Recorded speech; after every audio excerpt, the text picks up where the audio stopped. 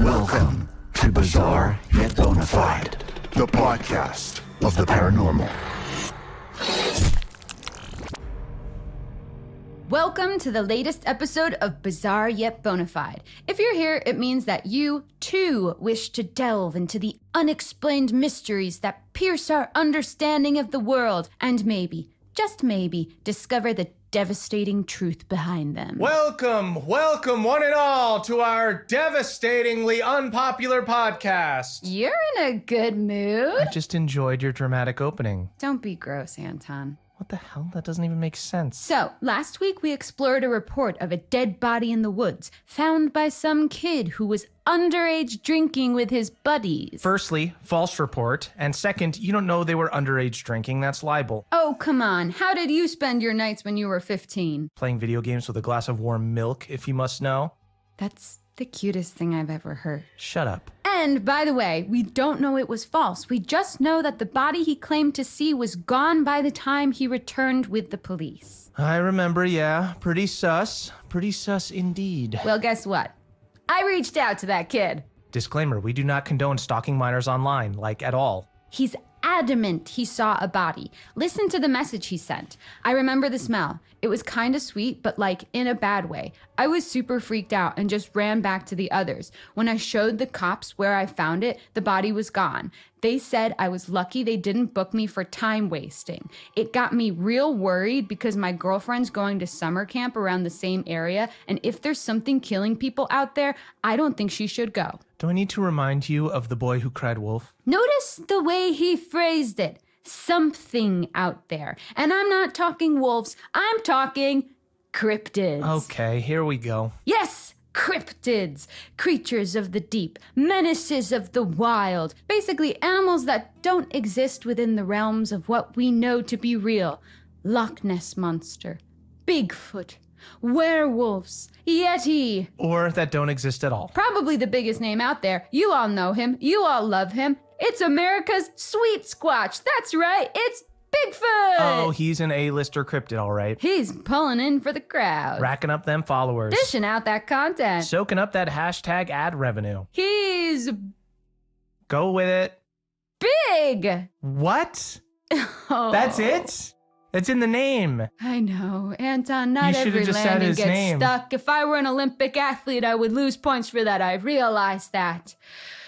Okay, Anton, stop getting distracted. How can I keep you safe from this magnificent beast if you don't have all the facts? How about I just stay out of the woods? Time to learn about Bigfoot, or Bigus footus, as they say in Latin. Absolutely, they do not. Here, read this. Bigfoot is considered by cryptozoologists as a species, not an individual cryptid. It is thought to be a hairy, ape-like humanoid that stands up to 10 feet tall. Most sightings have been in the Pacific Northwest and North America. They communicate through howls, screams, moans, grunts, and whistles. Variations of ape-like creatures have been spotted all over the world, known as skunk ape, wood booger, yeti, and many more. Skunk ape? Skunk ape? That's unnecessary. Imagine just going about your business thinking your name's Gerald or Steve just to find out the world's calling you skunk ape. No wonder he's attacking people. I'd be pissed too. That's assuming he understands English. Like skunk ape in Sasquatch language might be like... Do that again? Surprisingly close. I was impressed too. Okay, what's his weakness? How do I kill a Bigfoot if it ever comes to blows? Protect me, Grace. You should never kill a Bigfoot. They have feelings and families and hopes and dreams. Also, I'm not sure there are specific ways like a crucifix on a vampire or silver and wolfsbane on a werewolf. I think you're bearing the lead here. If there was a body, which there wasn't, it's way more likely it was the work of some machete-mad serial killer or something. Listen, thousands of people have vanished in national parks in recent years. Something big has got to be afoot. If not Bigfoot, maybe Wendigos or the Knicks? I know I'm gonna regret this, but what is the Nyx? The Nyx has got some serious issues, my friend. It's an aquatic humanoid that lures kids to water and drowns them because it's lonely. Most active on Midsummer's Night, Christmas Eve, and Thursdays. Wait. Thursdays? Yeah, maybe Thursday is the Nyx's Friday. Like, after a long, tough week at work, he just wants to let his hair down, maybe drown some kids. 3-day weekend, baby. Okay, so the Nyx is not someone you'd want to go for a beer with. Yeah, I'd say, even as a single girl, I wouldn't go for a drink with the Nyx. But Bigfoot, What? I mean, what the hell? Yeah.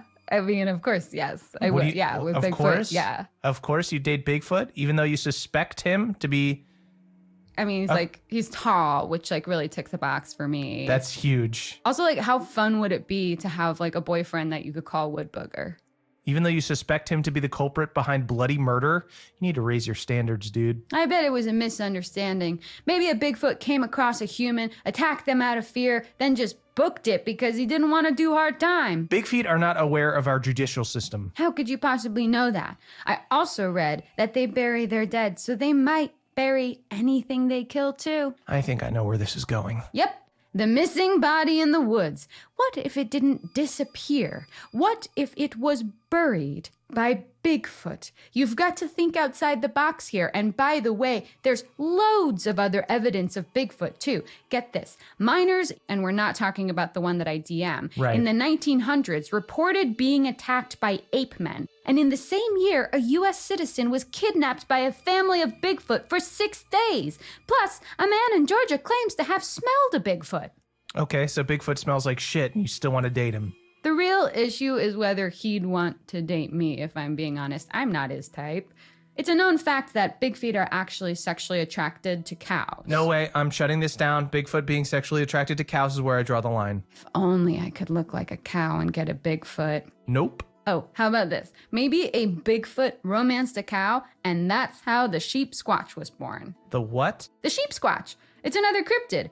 White fur, big teeth, curly horns. In what world do you expect me to believe in a sheep squatch? How bad would you feel if you met a sheep squatch one day and it said, "You didn't believe in me? All this time I believed in you." So are they killing people in the woods too? Maybe this poor person the kid saw came across a sheep squatch and thought it was just a sheep. But really it was a squatch. A squatch in sheep's clothing. Well, regardless of your crackpot theories, I now need to go away and forget I ever heard Bigfoot, romanced, and sheep squatch in the same sentence. Which is probably a good place to leave it for today. By the way, I'm saying hell no on the cryptid thing, or the body at all for that matter. I still think this kid was lying, probably to impress his friends. Well, I've got an idea. Oh no. He said it was a woman, right? I'm gonna run a check on all missing females from upstate New York around the date this kid said he saw the body. Finally, some real life investigation. Now we're talking. Thanks for joining us, friends. See you next time. Yeah, and if you got this far, we definitely owe you 7 minutes of your life back. Oh, things you say to all girls you meet. Seriously?